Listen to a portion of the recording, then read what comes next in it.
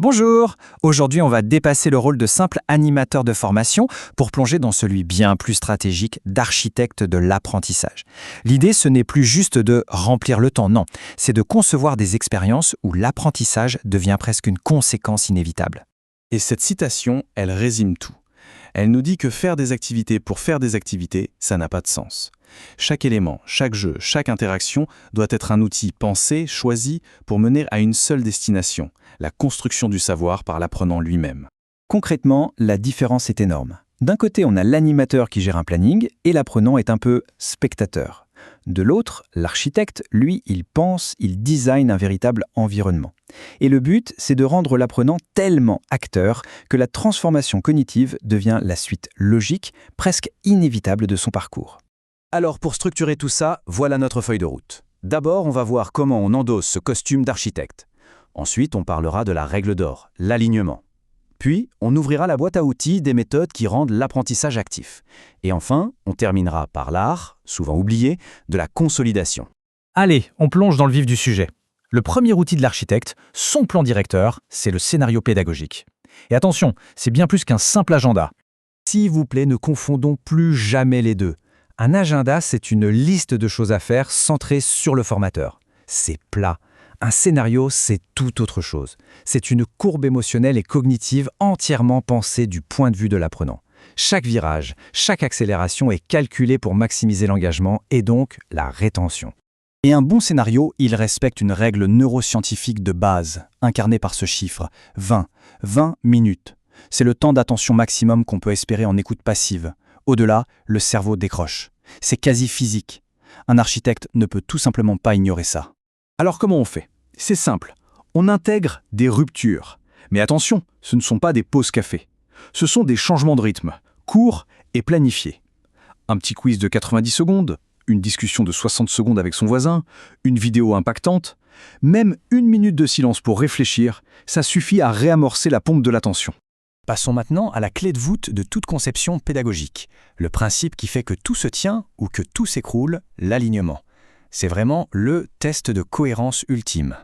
Ce concept nous vient de John Biggs et sa logique est imparable. Ça dit simplement une chose. Ce qu'on veut que les gens sachent faire à la fin, la manière dont ils s'entraînent à le faire et la façon dont on vérifie qu'ils savent le faire doivent être parfaitement alignés. C'est tout. Le point crucial, c'est vraiment cette triple flèche. Il doit y avoir une ligne droite parfaite entre les objectifs, les méthodes et l'évaluation. Si un seul de ces trois éléments est décalé, c'est toute la structure qui devient bancale et inefficace. Regardez cet exemple, c'est flagrant. À gauche, le cas typique. L'objectif est de résoudre des conflits, mais la méthode est un cours magistral et l'évaluation un QCM. Résultat, l'apprenant sait peut-être définir un conflit, mais il est incapable d'en gérer un.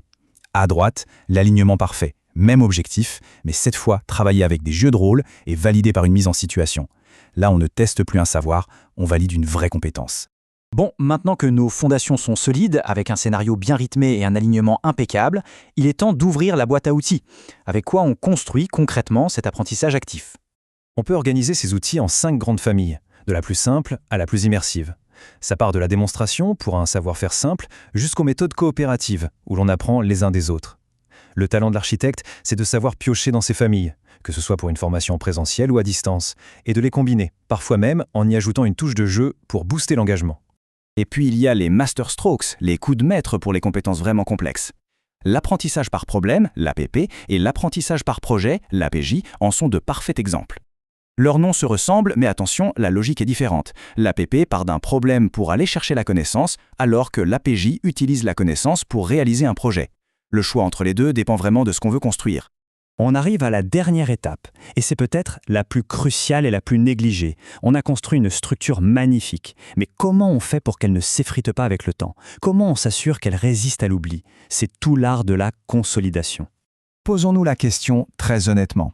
Une formation où tout le monde a passé un super moment, mais dont on ne se souvient de plus rien une semaine après, est-ce que c'est un succès? La réponse est évidente, non!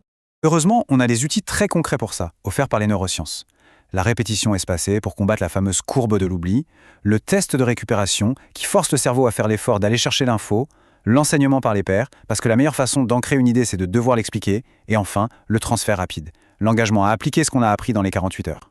Allez, pour résumer, gravons ça dans le marbre. 4 principes d'or. 1. On scénarise pour l'apprenant, pas pour le contenu. 2. La progression doit se sentir, être palpable. 3. Pas plus de 20 minutes sans rupture, c'est non négociable. Et 4. L'ancrage, ce n'est pas le bonus de fin, c'est le cœur du réacteur. Au fond, tout se résume à ça, à ce changement de question. On ne se demande plus qu'est-ce que je dois livrer comme contenu, mais plutôt quelle transformation est-ce que je dois orchestrer. C'est un sacré défi, mais c'est aussi là que réside toute la noblesse du métier d'architecte de l'apprentissage.